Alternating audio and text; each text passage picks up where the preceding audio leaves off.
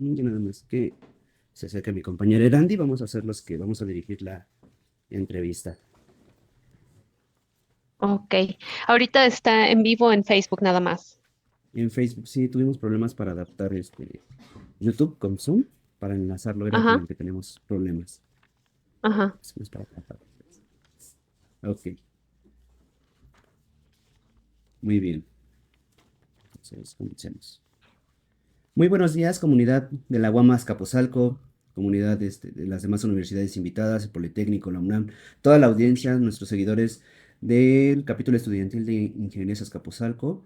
El día de hoy, mediante el podcast Pláticas Guameras, estamos generando esta entrevista, esta conferencia, y estamos muy emocionados porque por primera vez estamos haciendo un enlace a nivel internacional y digamos, tenemos a una madrina que es invaluable, como es Dalia Carolina Ramos, la primer mexicana en conquistar la Fórmula Uno. Realmente si nos pusiéramos a explicar y redactar aquí el currículum de esta mujer, de esta ingeniera, no terminaríamos. Realmente tiene una trayectoria increíble. Los invitamos a a seguirla en todas sus redes para que conozcan todo el trabajo que hace, que ha hecho. Y nosotros, bueno, personalmente tuve la oportunidad de conocerla, de platicar con ella, de estrechar su mano en el Congreso Impulso que organizaron los compañeros del TEC de Monterrey, Campus Monterrey, y pues ahí concretamos un poquito de este primer acercamiento. Estamos muy emocionados de que nos acompañe hoy en el 50 aniversario de la UAM Azcapotzalco. Durante todo este año vamos a estar trabajando eh, la celebración de los 50 años de la UAM, y el día de hoy nos acompaña para una breve entrevista y pues comencemos. ¿Cómo está, ingeniera? Hola chicos, muy bien y muchas gracias por este espacio. Me da muchísimo gusto poder compartir con ustedes y algo que sí me gustaría mencionar es que me siento muy cercana a la Guamas Capotzalco. Creo que les comenté cuando nos conocimos. La casa de mis papás está a escasos minutos de esa institución. Entonces, básicamente, pues yo crecí muy cerca.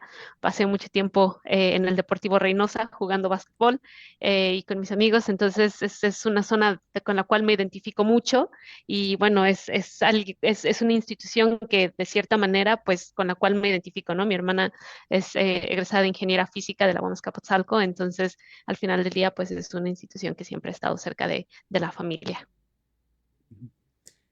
Sí, sí, lo mencionábamos, lo platicábamos ese día, tuvimos el placer de conocer a su mamá, ese día estar conversando entre los pasillos del TEC, con ella. Entonces, pues sí, agradecemos el tiempo y pues comencemos también para Con no quitarle esta. tanto tiempo. Ok, comencemos con esta entrevista. Es un gusto tenerte aquí, Dalia. Y pues primero para presentarte y expresar tu experiencia profesional, nos gustaría que nos contaras un poco sobre tu formación académica y profesional en la ingeniería. Para ti, ¿cuál fue el papel más destacado en tus proyectos anteriores? Pues tratando de resumir un poquito lo que es mi trayectoria, yo estudié en el TEC de Monterrey, Campus Estado de México. Yo estudié con una beca de alto rendimiento académico. La verdad es que fue, yo creo que uno de los primeros retos, pues más grandes de mi vida, porque creo que fue algo que al principio tomé un poco a la ligera. Yo siempre había sido muy buen estudiante y siempre había estado convencida de que quería estudiar con becas. Mi familia siempre había sido muy clara en el hecho de que pues ellos no contaban con los recursos para pagar una universidad particular, pero que confiaban en mi capacidad para poder estar en cualquier institución que yo eligiera. Y siempre me sentí muy segura de eso. Y eso también, por un lado, me dio la seguridad de aventarme al reto, pero por otro lado, pues también me hizo quizás un poquito soberbia y creo que el llegar al TEC con una beca tan exigente en un programa, habían seleccionado 100 estudiantes de toda Latinoamérica con esta beca que nos daba prácticamente los estudios gratis, pero no solamente teníamos que mantener excelentes calificaciones por arriba del 90%, sino que también debíamos practicar un deporte, una actividad cultural y tomar talleres de liderazgo. Entonces, yo creo que esa fue la primera vez que realmente tuve un reto eh, que me exigió esforzarme más allá de lo que para mí era sencillo, ¿no? Allí fue la primera vez que algo fue muy difícil para mí y creo que ese fue un choque de realidad y también fue el aprender que pues que me iba a caer, en la tolerancia a la frustración, el darme cuenta que no todo iba a ser siempre perfecto y que iba a tener que aprender a caerme, a pedir ayuda, a levantarme y que eso siempre iba a ser parte del proceso. Fue una experiencia bastante enriquecedora. Durante la universidad tuve la oportunidad de estudiar en Suecia mi intercambio internacional y creo que también eso me abrió los ojos a, siempre había sabido que quería un posgrado, pero en ese momento me convencí que mi posgrado tenía que ser en el extranjero. Entonces, terminando la carrera, ingresé a Procter Gamble en la Ciudad de México. Estuve ahí en una planta de manufactura por casi 3 años y al terminar, bueno, más bien llegó un momento en el que sentí que era momento o seguir por ese rumbo y asentarme allí para siempre, o hacer algo diferente, ir a hacer la maestría y vivir las aventuras que siempre había querido vivir. En ese momento obtuve una beca de CONACYT para estudiar mi maestría en el extranjero. Creo que es algo de lo que siempre voy a estar agradecida con el país y con la institución de CONACYT como tal, porque fue lo que me permitió poder cumplir ese sueño. Llegué a la Universidad de Nottingham, hice mi maestría en ingeniería de manufactura y al terminar ingresé a Rolls-Royce en el área aeroespacial, también en Inglaterra, en un programa, digamos, de graduados. Entonces fue un poquito como que empezar desde cero, después de que yo ya tenía una trayectoria pues hasta cierto punto sólida en la industria de manufactura y en una empresa como Procter, que otra vez fue un aprendizaje muy grande para mí porque tenía mucha confianza en que que estaba siendo promovida a un puesto gerencial en Procter, tenía una maestría en una de las mejores universidades del mundo, había sido la mejor estudiante de la maestría y de repente pues fue empezar de cero, ¿no? Pero también fue una experiencia muy enriquecedora. Tuve la oportunidad de pasar tiempo en Escocia, en Alemania, en diferentes ciudades de Inglaterra. Y eso también me impulsó a tomar diferentes puestos de liderazgo en áreas en las que yo no era una experta, ¿no? Y también siendo la más pequeña, siendo extranjera, siendo mujer. Entonces creo que también eso me formó muchísimo en el aprender a llegar y no tener la credibilidad del equipo al cual yo tenía que dirigir y tener que ganarme esa credibilidad y ese respeto. Y eso me tocó hacerlo no una, sino muchas veces dentro de esa empresa.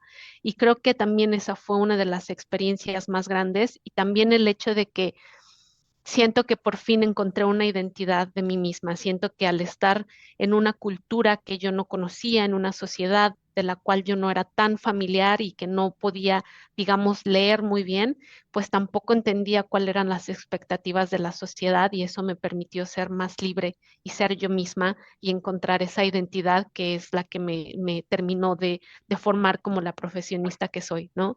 Y bueno, llegó la pandemia y ya allí fue donde la industria aeroespacial empezó a tambalearse. Me di cuenta que era tiempo para un nuevo reto y fue como llegué a la Fórmula 1. ¿No? Es muy interesante y bueno, creo a mi parecer, siendo casi futura ingeniera, no, pues sí es un orgullo y como dices, tuviste muchos peros, muchas barreras, pero sin embargo seguiste y creo que eres Un ejemplo a un ejemplo seguir, a no seguir. solo para, no es que para las mujeres, sino para todos los niños que sueñan en ocupar un puesto como el que hoy tú estás ocupando. Simplemente, bien lo mencionas, muchas veces los recursos nos limitan y si uno realmente lo desea y se propone, lo puede conseguir. Sí requiere bastante esfuerzo. Recuerdo que ya en Monterrey comentabas que hubo un momento en el que sí dijiste, ay, pero ¿y la beca? Y va uno sufriendo, deja uno de convivir con amigos, tener Mm, esas salidas, por ejemplo, son cosas que hay que sacrificar para conseguir nuestros objetivos. sí. Bueno, ahora respecto a tus conocimientos técnicos, ¿nos podrías hablar sobre la experiencia en la construcción de componentes para vehículos de carreras, especialmente en el contexto de la Fórmula 1? Por favor. Sí, pues realmente esto es algo que yo he estado aprendiendo durante los últimos 3 años desde que ingresé a Fórmula 1. Como ya les comentaba, hasta cierto punto me acostumbré a llegar a un área nueva y tener que aprender todo, pues digamos desde cero. porque al final del día, a pesar de que las tecnologías que se manejan en la industria aeroespacial, en la industria bueno, lo que es el motorsports, Fórmula 1, son hasta cierto punto similares, pues los componentes son difíciles y la manera en que trabajan las diferentes industrias también son bastante diferentes.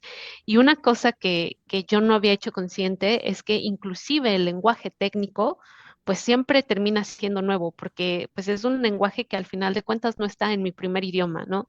El otro día platicaba con mi esposo de eso y me dice, es que cada vez que tú llegas a una nueva fábrica o no, trabajas con nuevos componentes o nueva industria, es como empezar, es como aprender el idioma desde cero. Y sí lo es, porque realmente hay muchísimos componentes bueno, yo no tengo el lenguaje técnico y tengo que aprenderlo rapidísimo, ¿no? Entonces, empezando desde ahí, y bueno, todo lo demás es algo que creo que con una preparación de ingeniería, mi licenciatura es en ingeniería mecatrónica y mi maestría en ingeniería de manufactura. Entonces, con una preparación de ingeniería, pues creo que la parte técnica es lo que más rápido se puede entender porque al final del día las bases las tengo y las cosas pues las voy aprendiendo, ¿no? En este momento estoy a cargo de todo lo que es el ensamblaje mecánico del auto, todos los componentes internos, excepto la máquina que se hace en Francia, pero todo lo demás, lo que es el sistema de gasolina, de frenos, bueno, todo el sistema hidráulico, toda la suspensión, la caja de velocidades y todo lo que es el chasis y todo el preensamblaje del chasis, ¿no? Entonces tengo toda esa área de ensamblaje. Allí mismo, bueno, nosotros creamos digamos que es como un Lego, ¿no? Hacemos los módulos y nosotros mismos les damos reparación, servicio, hacemos la planeación durante la temporada, cómo los vamos a ir utilizando. Si tienen alguna mejora durante la temporada, pues también planear cómo, en qué momento van a regresar a la planta para hacerles los cambios, las mejoras y demás y también toda la parte de las pruebas técnicas, ¿no? Digamos, las pruebas que se hacen de homologación, de seguridad, correlación con lo que es el modelaje, CFD y todo ese tipo de cosas, también están a mi cargo, ¿no? Entonces, sí ha sido aprender de las diferentes áreas y más o menos es como que donde hay un problema más grande es donde me enfoco en ese momento y es el área que aprendo a fondo y luego el que sigue y el que sigue y el que sigue, ¿no? Más que un plan estructurado de cómo voy a ir haciendo cada área, pues ha sido más bien hacia dónde he tenido que reaccionar y poco a poco pues ir cubriendo todas esas áreas. Sí, creo que cuando empezamos a trabajar, sobre todo un equipo, ¿no? De, ay, yo necesito esto, yo necesito esto. Por ejemplo, ahorita nosotros que vamos un poquito con la dirección del evento, es, ay, nos hace falta esta sala, necesitamos esto en esta sala. Creo que es un poquito esa parte, empezar a trabajar toda esta parte, ¿no? De ir colaborando, haciendo que las diferentes secciones para que este Lego quede perfecto. Entonces siento que va por esa parte. Y bueno, retomando esta parte de la colaboración en el equipo, sabemos que en la Fórmula 1 el entorno es altamente competitivo y de la misma manera tiene que ser altamente colaborativo. Entonces, no sé si nos podrías compartir algunos ejemplos de cómo has trabajado con otros ingenieros de otras áreas, igual directivos, que sean directivos de otras áreas, con la parte técnica que me imagino que diario deben de estar ahí contigo trabajando, nos hace falta esto, alguna observación, y con los miembros del equipo ya en pista, cómo manejan estas divergencias dentro del equipo en las situaciones críticas de toma de decisiones. Sí, así es. Es un ambiente bastante competitivo, pero algo que he encontrado bastante bonito en este sitio a comparación de otras industrias es que también es que al final del día todos estamos aquí con un solo objetivo y eso nos hace colaborar juntos al final del día. No importa, debo decirlo, que hay muchísimo ego en esta industria, hay gente que tiene el ego bastante elevado y yo creo que en general en la industria de ingeniería y en las empresas sobre todo que tienen tanto renombre y demás, siempre lo hay, ¿no? Pero bueno, en Fórmula 1 creo que en especial porque claro, pues al final de cuentas es la máxima categoría, ¿no? Y la gente lo sabe. Pero al final del día siempre sabemos que tenemos que dejar las diferencias de lado, tenemos que dejar esa lucha de egos y demás de lado porque todos queremos que el carro llegue a la pista y que el carro llegue de la mejor manera. Cuando las cosas no salen bien, también estamos unidos, ¿no? Ahorita, por ejemplo, si, para los que siguen la Fórmula 1, Alpine está pasando por una de sus peores temporadas, estamos pasando por una crisis que la verdad está siendo difícil para nosotros, pero es donde se ve toda esa familia y es donde al final del día terminamos uniéndonos, terminamos apoyándonos los unos a los otros, ya sea escuchándonos, colaborando mejor, trabajando más duro, porque todos queremos salir adelante y todos queremos que las cosas vayan para mejor, ¿no? Entonces, en el día a día, por ejemplo, a mí me toca mucho colaborar. Yo estoy en el área de ensamblaje, como les decía, yo recibo la información directamente de diseño y yo paso todo directamente a lo que es el race team, que son los ingenieros y los mecánicos que están viajando todo el tiempo. Inclusive yo tengo un par de técnicos que viajan junto con los mecánicos, el experto en caja de velocidades y el de sistema hidráulico, que pertenecen a mi departamento, pero digamos que ellos van cuidando pues mis piezas y ellos son los expertos en el área y son con los que nuestra mano derecha dentro de la pista, ¿no? Entonces, todo el tiempo en el piso de producción estamos con un ingeniero, con alguien de planeación y siempre estamos teniendo el feedback constante de lo que está pasando con el race team. Entonces, realmente hacemos equipos bastante unidos en las diferentes disciplinas y siempre cuando algo sucede es juntas de emergencia de los 3 o 4 diferentes áreas y es tomar las decisiones juntos, ¿no? Al final del día, las divergencias se solucionan siempre con las prioridades porque nuestras prioridades son muy claras y muy inmediatas. O sea, generalmente va a ser cuándo tiene que estar el carro en la pista. Y eso nadie más lo va a debatir. Entonces, si no tenemos una limitación de que el carro tiene que estar en la pista en los siguientes 3, 4 días, entonces la siguiente limitación generalmente va a ser el presupuesto, porque ahora tenemos límite de presupuesto en las escuderías, ¿no? Entonces, las divergencias al final siempre terminan, después de un rato de discusión, siempre terminan aterrizándose con alguno de estos aspectos. Ujú. Ok, y de acuerdo a, bueno, nos estás comentando de la gestión, que a veces como que hay atrasos y así, pero para cumplir en plazos ajustados la gestión, ¿cómo te organizas tú para cumplir en plazos ajustados el realizar un proyecto? Bueno, yo creo que hay dos vertientes a esto, ¿no? Lo que sucede en el equipo, nosotros somos básicamente la última parte del rompecabezas antes de que el auto salga a la pista. Entonces, nosotros siempre dependemos de toda una cadena de suministro, o sea, de todo un proceso de desarrollo, de diseño. Y después pasa a la cadena de suministro, desde la materia prima, los suppliers, los proveedores, lo que se hace dentro de la fábrica y luego que lleguen ya las piezas a mi área para que nosotros podamos ensamblarlas y hacer las pruebas mecánicas, ¿no? Y nosotros estamos hasta el final. Entonces eso significa que si empieza a haber retrasos en otras áreas, pues como decimos siempre, la fecha de la carrera no se mueve. Y siempre tenemos que mandar las cosas con digamos, los vuelos y la planeación que nos impone la FIA o FOM, que generalmente es algo que nosotros no podemos influir. Entonces, si las cosas, por ejemplo, ahorita para la carrera, la siguiente carrera en Australia, me parece que vamos a estar mandando cosas el lunes, es que sale la mayoría de las piezas, ese momento no se mueve y el avión de DHL no nos va a esperar. Entonces, aunque todo se retrase, nosotros sí o sí tenemos que hacer todo lo que nos toca en la ventana de tiempo que nos quede, ¿no? Y eso muchas veces es bastante retador. Algo que hacemos es tratar de estar listos cuando vemos que las cosas se están retrasando para que en cuanto nos lleguen podamos reaccionar. Muchas veces la gente tiene que trabajar fines de semana y turnos de noche que normalmente no trabajarían, pero pues es lo que toca hacer, ¿no? Y eso pues es la vertiente del equipo. Para mí en lo personal, creo que ha sido muy importante aprender a priorizar y ver dónde realmente yo estoy aportando valor. Yo creo que todos los que trabajamos en Fórmula 1 tenemos alguna adicción por la adrenalina y nos gusta mucho cuando hay un problema inmediato que podemos resolver y porque todo es tan inmediato que sabes que todo el esfuerzo que pones hoy y mañana lo vas a ver en la pista en 2 o 3 días, ¿no? Entonces, como que esa satisfacción es muy rápida y tendemos a ir a lo inmediato y dejar de un lado pues las partes que son importantes y que a lo mejor son más a término un poquito más largo, ¿no?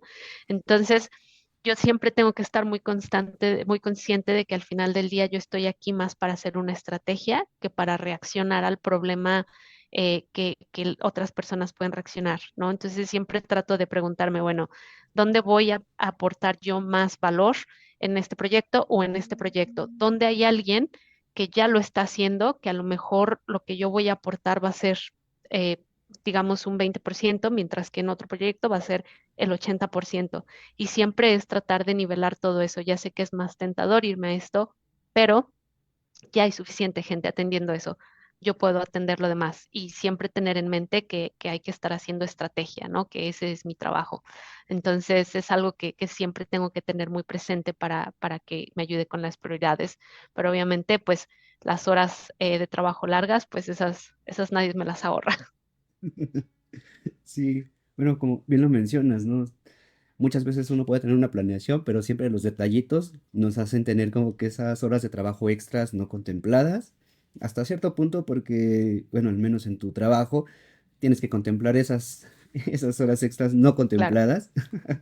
Entonces, y bueno, retomando un poquito esto de la adaptación y pues más que nada un aprendizaje continuo.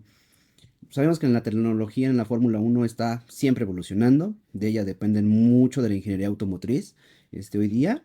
Y digamos, personalmente, ¿cómo tú te mantienes actualizada con las últimas tendencias, tecnologías en el campo de la ingeniería? Están implementando, no sé, ahorita pues la inteligencia artificial, el manejo de la inteligencia artificial. No sé si nos pudieses compartir una experiencia donde tuviste que aprender. Sabemos que a lo largo de tu carrera has pasado por eso, pero especialmente en la Fórmula 1 ya aquí en Alpine, ¿te ha tocado aprender algo, pues no sé, en un par de horas, o sea, para manejar? Pues por lo menos días sí, cuestión de días. Nosotros tenemos equipos, pues obviamente que se dedican a estar siempre investigando y desarrollando cosas nuevas, ¿no? Por ejemplo, tenemos un equipo con el cual yo trabajo muy de cerca que se llama Technology Group y eso es a lo que ellos se dedican, a estar buscando nuevas tecnologías.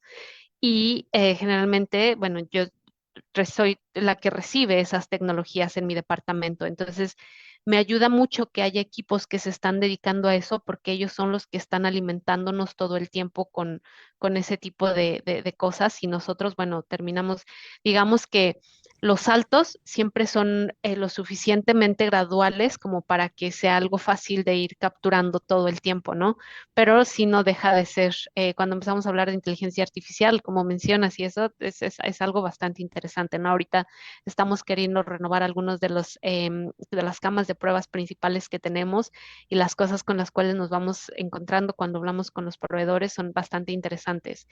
Y yo creo que respecto a cómo lo hago yo de manera personal, pues hay dos cosas. Una es que también me he dado cuenta que el hecho de mantenerme actualizada, pues va más allá del conocimiento técnico que de cierta manera va a pasar naturalmente como parte de mi día a día. Y es más bien ese desarrollo que muchas veces, ese desarrollo profesional que muchas veces dejamos de lado, pero es el que nos da otras habilidades como profesionistas. Recientemente, por ejemplo, estuve aprendiendo o entendiendo sobre lo que son los coaches profesionales. A pesar de que yo siempre he tenido un mentor, el hecho de que hay gente que su trabajo simplemente es qué te hace falta a ti como profesionista, como líder, como directivo, y es trabajar eso uno a uno, casi, casi como si fuera una terapia, ¿no? Entonces, últimamente yo he estado leyendo y alimentándome de eso y me parece algo sumamente increíble porque es algo que yo nunca consideré, pero al mismo tiempo, pues como profesionista, claro que hay cosas que yo puedo seguir desarrollando que no las sé y que vale la pena invertir como parte de mi educación, ¿no? Entonces, eso es una parte y eso es algo que sí me gustaría decirles a los estudiantes, que siempre tengan muy presente el trabajar con mentores y trabajar con coaches, porque es algo que siempre nos va a estar nutriendo y muchas veces tendemos a olvidarlo. Entonces, creo que sí es importante prestar atención en eso. Y lo otro, me decías que si he tenido alguna experiencia. Cuando yo llegué, mi llegada fue un poquito disruptiva porque pues es al final del día una industria muy tradicionalista, ¿no? llena de hombres, en su mayoría británicos. De hecho, en el nivel en donde yo estoy son 100% británicos, hombres de un rango de edad, blancos y demás, ¿no? Entonces, cuando yo llegué, pues claro que fue como un shock al sistema y también el hecho de que yo no venía de Fórmula Uno, porque todas estas personas con las cuales yo trabajo crecieron desde, bueno, más bien desde que eran chiquitos y todas sus carreras profesionales han sido dentro de la industria del deporte del motor, ni siquiera automotriz, del deporte del motor. Y yo de repente vengo de aeroespacial y con una maestría y demás, y fue como, ¿qué está haciendo ella aquí? Y claro que creó un choque en la planta. Uno de los managers que yo tenía inmediatamente renunció cuando yo llegué, que era el que estaba a cargo del área de validación y pruebas, y nos tocaba validar el carro del 2022, que era un cambio de regulación muy grande. Entonces, así como yo llegué, él me renunció y justamente antes de la pretemporada, que es cuando hay que homologar y hacer toda la validación del auto. Entonces, obviamente para mí fue como, sentí que se me venía el mundo encima, pero dije, bueno, he aprendido rápido en otras ocasiones y pues mm, ya lo he hecho, tengo que poder hacerlo. Y la verdad es que fue bastante pesado. Pasé horas y horas aquí en la fábrica, pero me gustó mucho y al final del día fue algo que pude aprender, porque no solamente tenía que aprenderlo, tenía que liderar el equipo y tenía que asegurarme que saliera bien toda la homologación del auto, ¿no? Y afortunadamente también hubo mucha gente que me apoyó. Entonces, esa yo creo que fue una de los aprendizajes más, más acelerados que tuve aquí cuando llegué a la empresa, pero obviamente pues uno de los que más satisfacción me han dado. Bueno, como mencionas, tienes que estar al pendiente de que todo salga a la perfección, ¿no? Entonces, si la seguridad es prioridad en la Fórmula Uno, ¿cómo garantizas tú que los diseños cumplan con los estándares de seguridad y ética en la ingeniería? Nosotros, bueno, yo de hecho tengo, como les decía, el área de validación y pruebas es la que se encarga de de todo eso, ¿no? Los diseñadores, ellos diseñan también las pruebas para comprobar la seguridad de los componentes.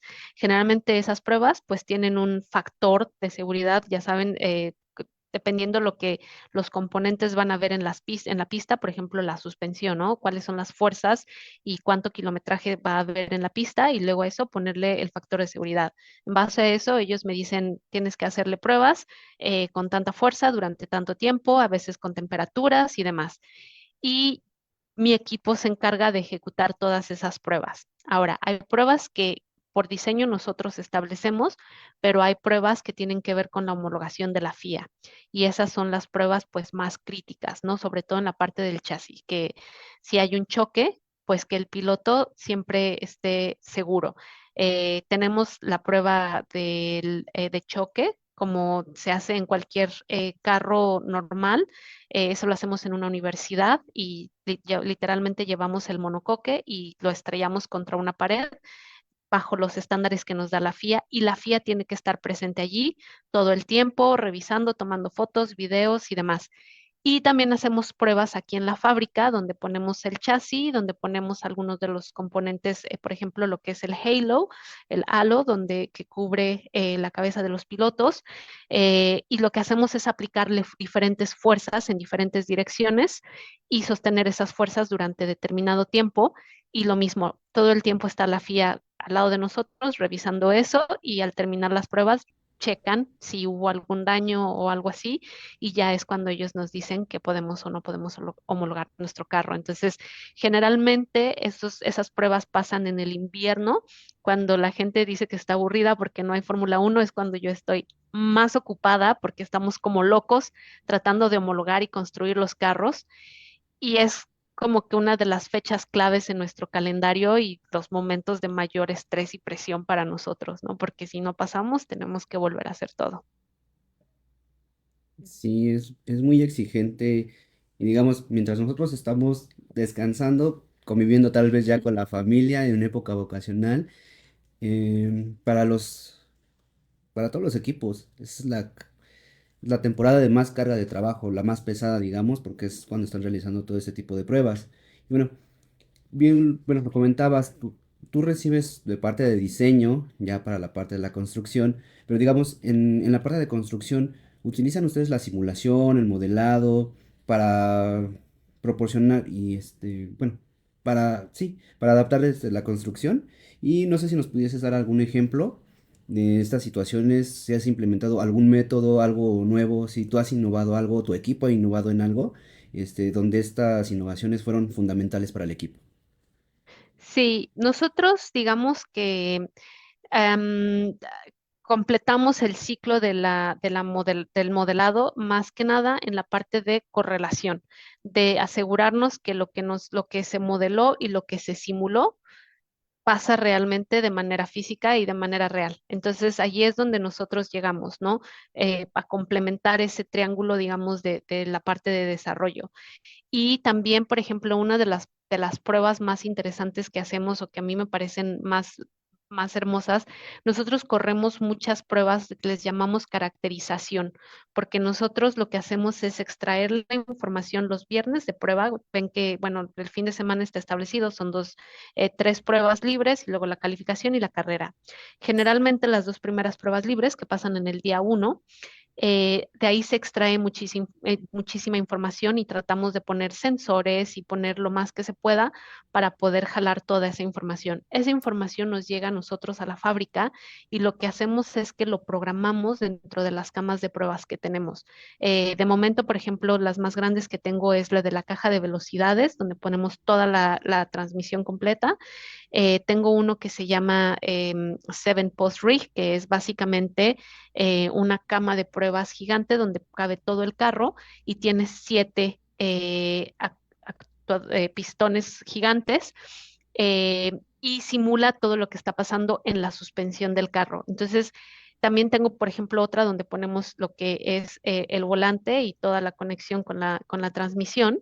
Y lo que hacemos es toda esa información que recibimos de la carrera y de la pista y de lo que el carro está sintiendo, de las vibraciones, de los movimientos, de las velocidades, lo programamos en estas camas de prueba. Entonces, cuando ponemos nuestros componentes, podemos ver cómo se comportan y inclusive hay gente que tiene tanta experiencia.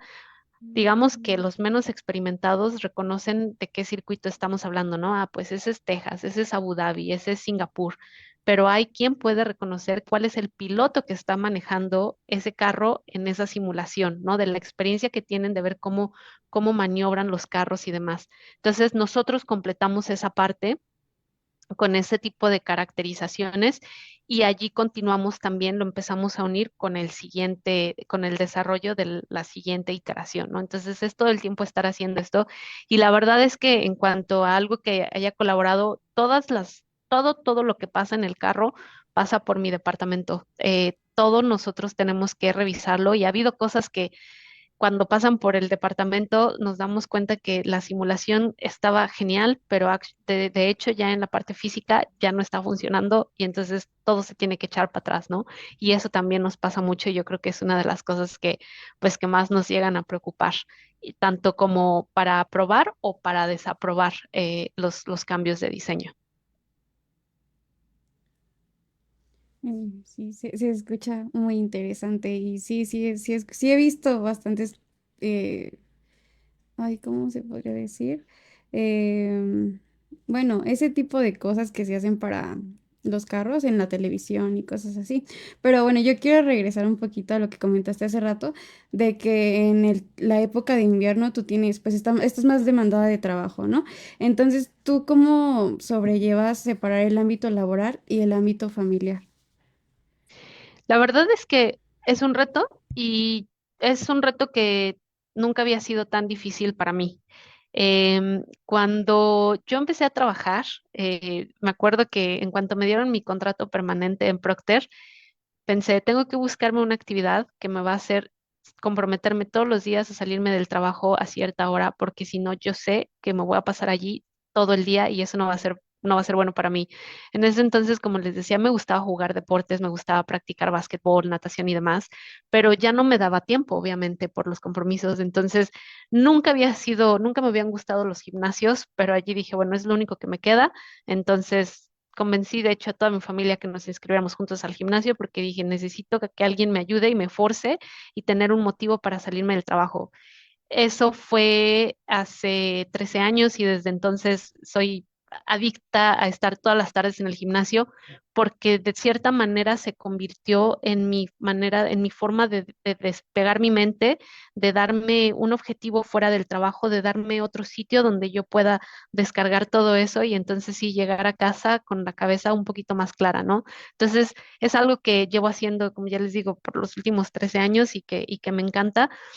Y eso me ayuda a tratar de dejar las cosas del trabajo en el trabajo. No siempre es posible y la verdad es que, por ejemplo, temporadas como esta, la pretemporada, lo que es el invierno, es muy, muy difícil y se puede sentir. El ambiente en la planta al principio es como mucha energía, todo el mundo está muy ocupado, todo se mueve, todo, todo, todo, pero de repente empiezas a ver cómo la gente está empezando a estar muy cansada, de repente está mucho más irritable, de repente ya no se ve tan bien, ¿no? Entonces, se nota cómo nos vamos como la decadencia, porque son momentos de muchísima presión, de trabajar muchísimas horas, y entonces es cuando hay que poner más atención a eso.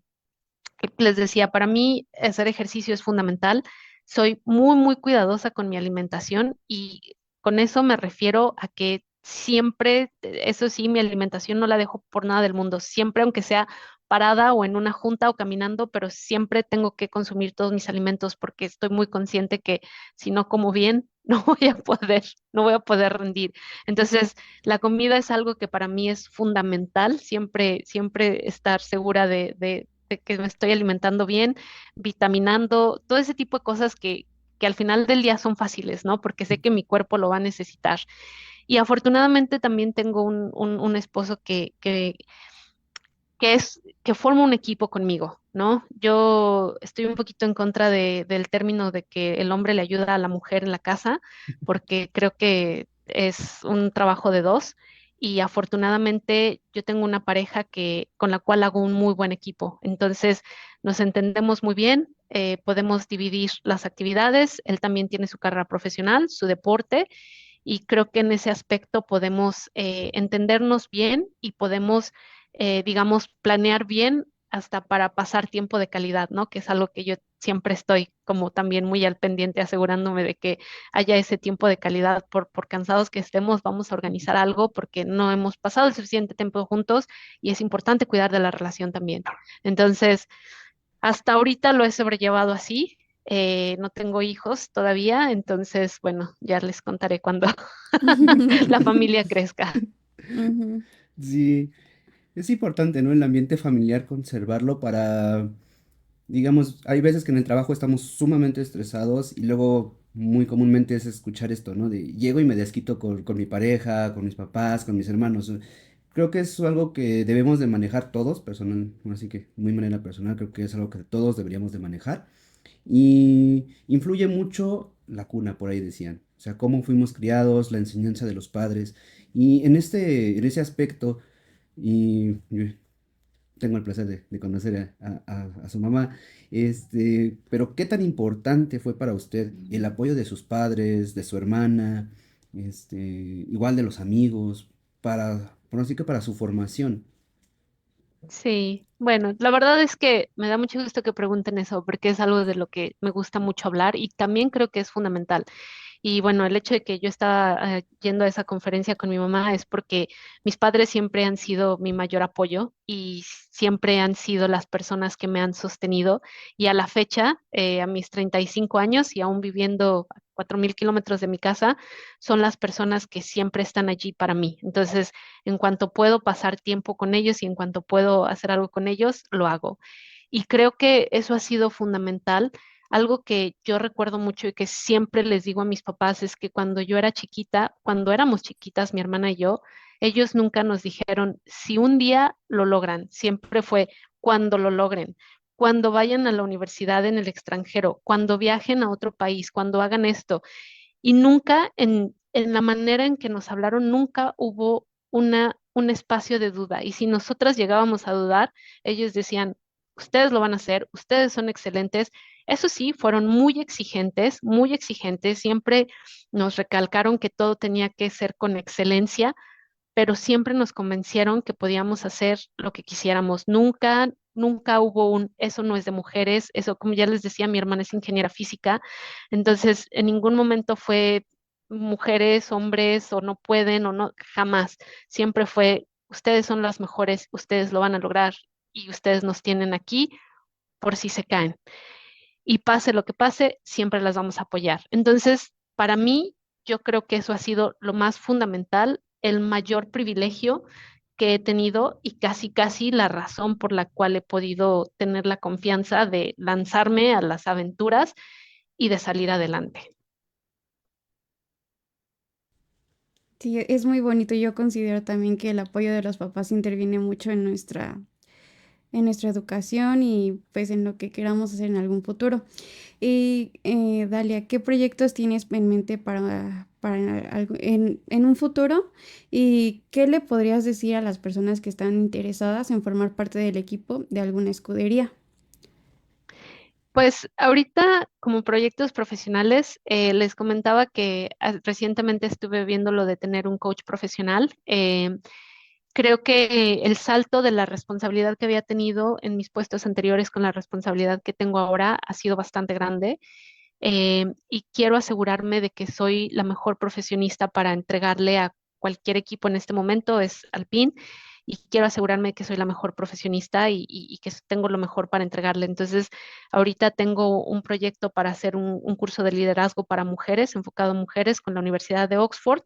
Pero quiero continuar con algo más personal, más uno a uno, porque tengo muchas ganas de explotar ese potencial y ver hasta dónde puede llegar, ¿no? Y también lo otro, cuando yo llegué aquí al equipo, llegué después de una reestructura, el equipo estaba tratando de modernizarse, cambiar, y ha sido para mí pues un reto bastante grande como tirar todas esas paredes que han estado por tanto tiempo y reconstruir algo más moderno. Y después de 3 años apenas voy a tener el equipo que yo formé, al equipo que yo seleccioné, que está de acuerdo a mis valores y que tiene la misma motivación y el mismo objetivo que yo.